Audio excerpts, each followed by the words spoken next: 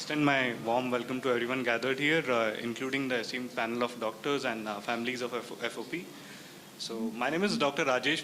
I'm a pediatric dentist. I practice in HSR layout nearby.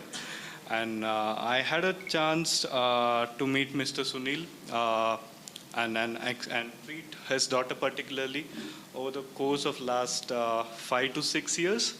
So that has given us enough exposure to the case in person and more say, have a detailed understanding of how the growth patterns in children with FOP happens, especially when it comes to oral musculature, the jaw movements, mouth openings. So I'll briefly share and highlight upon few things that you probably will have to keep in mind to firstly, obviously, reduce the problems, oral health problems, and moreover, keep in mind when you visit your dentist for any particular treatment or it could be a general check as well.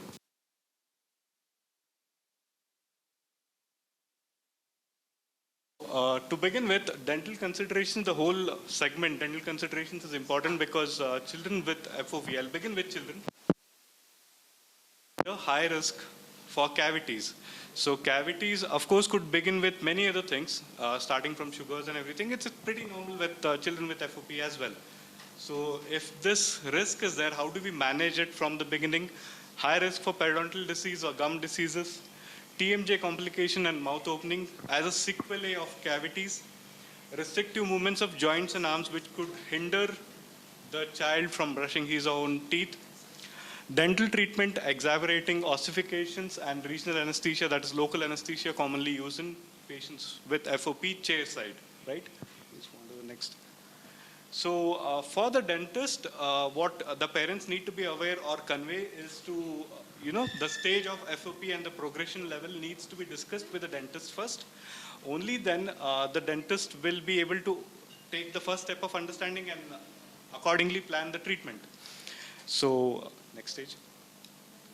So when we talk of chair side management, so what we need to, particularly focus or be aware of when we visit a dentist or take a child with FOP to a dentist is firstly the positions on the chair, because dental chairs recline, they practically are the chair can be taken to a supine position.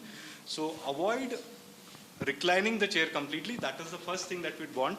Examining the chair at maximum of 45 degrees so that there is no flexion.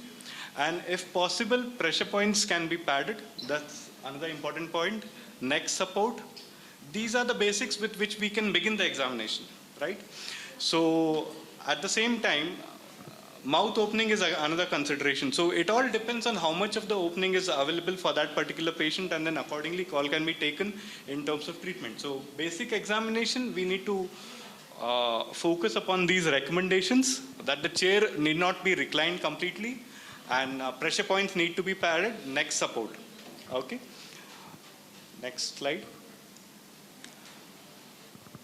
So as doctor mentioned previously, mouth opening periods and intervals are important. So I've highlighted a few points here. So what we were able to practically treat and follow it up subsequently with x-rays over a period of time, and we've ensured there are no flare-ups. There were no flare-ups over the period of next 3 years or 4 years. What we came to a conclusion is mouth openings can be limited for examinations and treatments alike. So examination, of course, can happen over a quick period of time. Rather use a simpler method of examining for like 20 to 30 seconds at the max. What we have recommended is minimum 15. 15, there is no problem. Examine, give a break so that the muscles could relax and then again re-examine. This could be repeated. This could be repeated, but avoid stretching for a longer time. Now, this is in consideration with the fact that we need not, again, the mouth opening part as a whole is again a consideration, because normally the mouth opening for adults would be somewhere on 35 to 45 mm. And children or adults with FOP, it could be restricted, could be somewhere around 25, 30, 35, and it could be as low as 15 or even lesser. Okay, so these are important in examining first. So when we speak of examination, again, it could be caries, cavities, children who are younger than 10.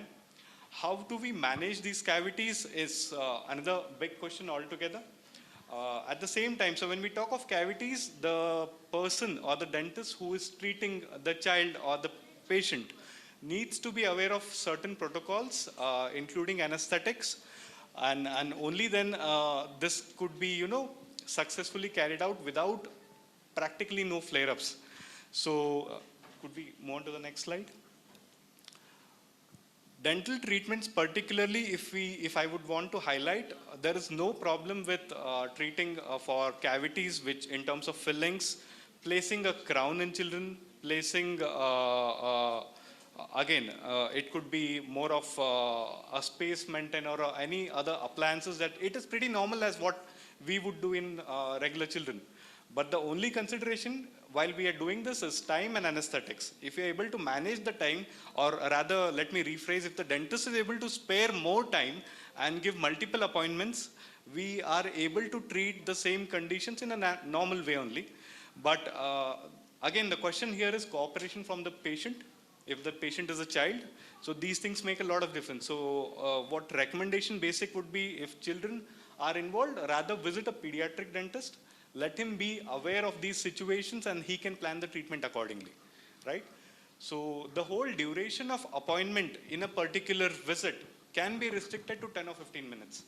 So what we as pediatric dentists generally do is, our treatment time generally is around 20 to 30 minutes in all children.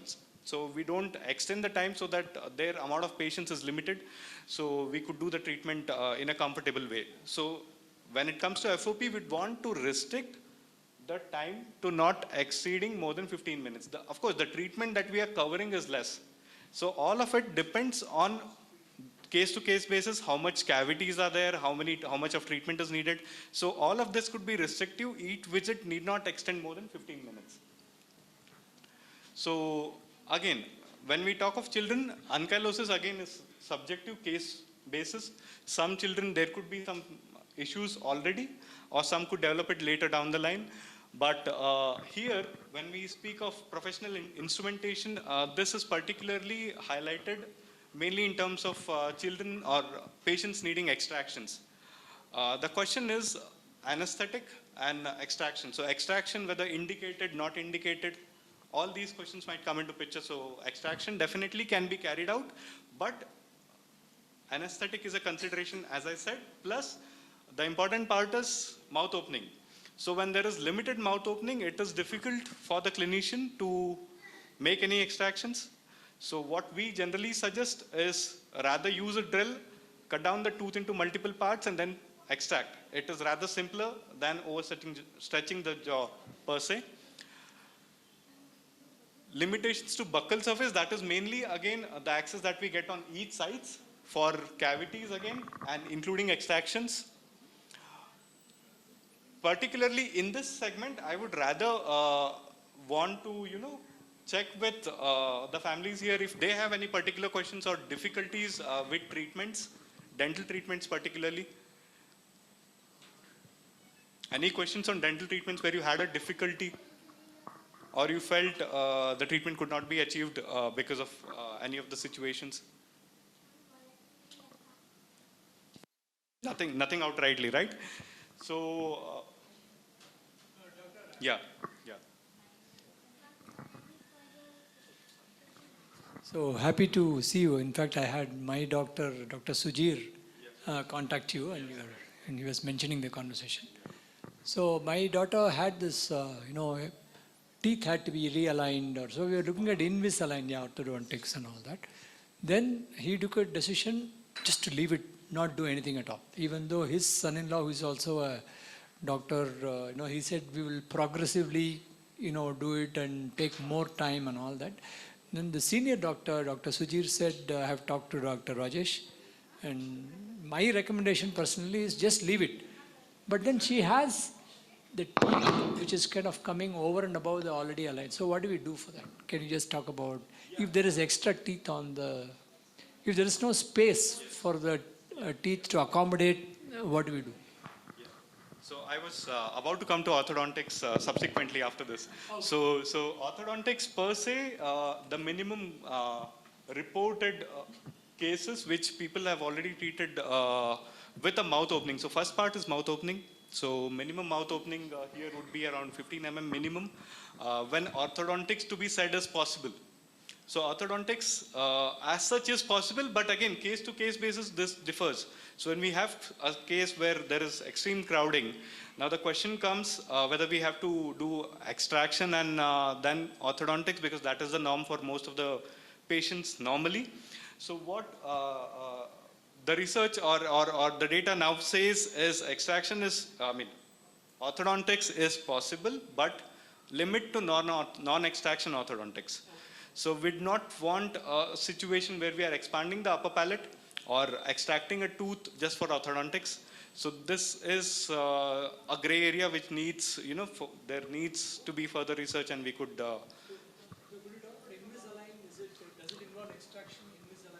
Yeah, Invisalign, of course it helps, but all extraction is the first step to get into braces.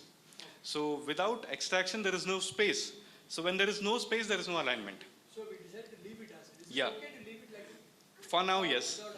For now, yes. For now, yes. As long as there are no cavities, as long as oral health is maintained, as long as we are able to maintain without, as I said, cavities and maintenance. That is the basic foundation. Above that, corrections part, it is purely subjective, depending on how the jaw growth is. So after a few years, we may not be able to do anything at all, even if we want to. yeah, that is possible with extractions again. Braces can be placed all the way till the age of 60. So it will happen slowly. It will take time. It will take rather more time with FOP. But yeah, it is possible. Braces are possible. Invisalign is possible at whatever age. But the duration, the growth, after growth period, it is definitely slow. So after 18, it's definitely slow. It is slow after 30s again. So this is possible, but yeah, it takes its own time. So coming to the important... Buccal surface is the cheek, the inner sides. So we are not able to open wide enough, and we can access the areas from the sides and do possible treatment. So we were able to do that with Khushi here. So successfully. So most of the instruments are thin, narrow, sharp, and tall considering the mouth openings. So there are modifications needed in children with FOP. So we are able to bend our instruments and treat, and mainly use this area so that the jaw is not stretched. So it is possible, provided the doctor in person or the dentist in person is acclimatized with the situation and the way things could be handled. So for us, it was the first time, so we were able to experiment and learn.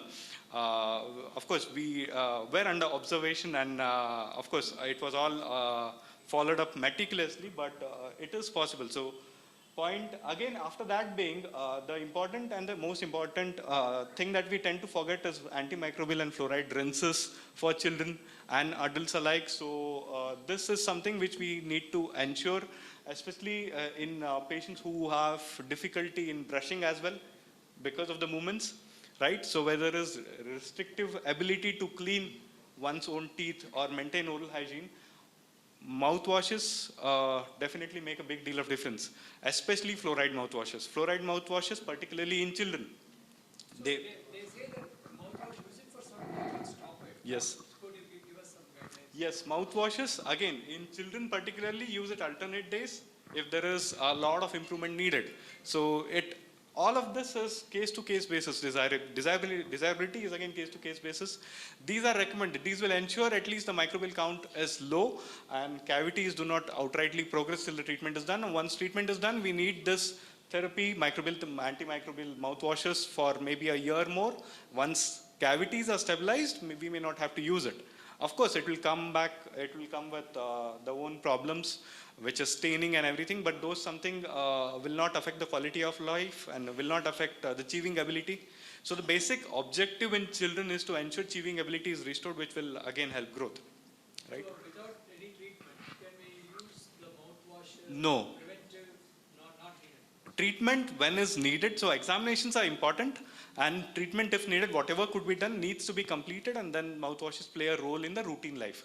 So without treatments, mouthwashes could give us or buy us some time in prolonging the dental treatment, but not necessarily an adjunct or, You cannot like, use it in lieu of treatment, mouthwashes no, can be used to no, solve the cavity problem. no. Unfortunately, no, because this is a universal applicability issue, so it does not apply to the general population as well.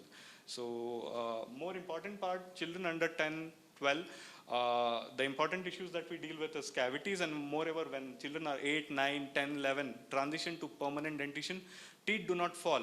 Crowding is there. So there again is again a hitch where we would not want extractions to be done so that the new tooth comes properly. But again, we are able to, the tooth wiggly part, again, this also causes some issues when we saw a patient. So we are able to allow the tooth to naturally exfoliate. That is better. Would not want to intervene outrightly just for the sake of allowing the milk teeth to fall or extract the milk teeth to allow the permanent teeth into position. Would not want outright intervention here, right? It is as normal as avoiding extraction for orthodontics. So unless and until the tooth is completely decayed, there is no chance of rehabilitating it, then extraction is an option. Or in adults, of course, that will be the last option. But yeah, restorability is definitely possible. We can do the routine treatments just with some modifications in time that we spend and the mouth opening that we allow the child. So definitely all other things are possible. So that's about it. So regular teeth checkups, could you tell us, how often they should do? Every 6 months? Yeah, age-wise, now if you're talking of children mainly, it could be every 6 months. Initially till the whole issue is sorted, and then it could be every year. Every year is more than enough. Adults, every year is more than enough.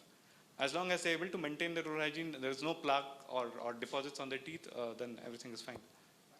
Dental care is the least of the issues in this case. So it is more important, pronounced in children under 6, where the guidance is more and awareness from the parent side in maintaining oral hygiene is important.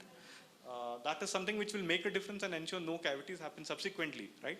So if you're able to balance cavities till 6, 8, 9 basically, then we will not have dental issues or no flare-ups from dental problems. Again, coming back to this point, feasibility, yeah, normal mouth opening, at least minimum of 15 mm, orthodontics is possible. Non-extraction therapy is what we would want to recommend as of now. So that's about the orthodontic therapy, which is possibly the last stage of correction in terms of dental modification of oral structures. By non-extraction therapy, yeah, what non-extraction therapy means, the correction is limited with minimal crowding. If minimal crowding is there, Invisalign helps, normal braces help. These options are available to correct.